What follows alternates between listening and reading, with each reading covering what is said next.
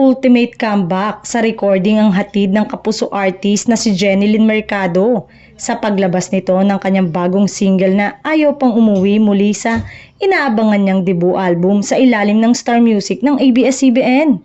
Sobrang nakakakilig sa wakas, 1 year in the making din itong album pero super worth the wait. Excited na ibinahagi ni Jenilyn. Sa panulat ni Trisha Denise at production ni ABS-CBN Music Creative Content and Operation Head Jonathan Manalo, ang mellow pop track na Ayaw Pang Umuwi ay isang feel-good song tungkol sa kilig na nararamdaman ng mga taong nagmamahal kasama ang kanilang minamahal. Noong una, di ako sure if bagay ba sa akin yung kanta kasi sobrang iba yung vibe niya sa mga nagawa ko before. Medyo cutesy to tapos medyo bagets pero syempre buong tiwala ko kina Sir Jonathan at Sir Roxy.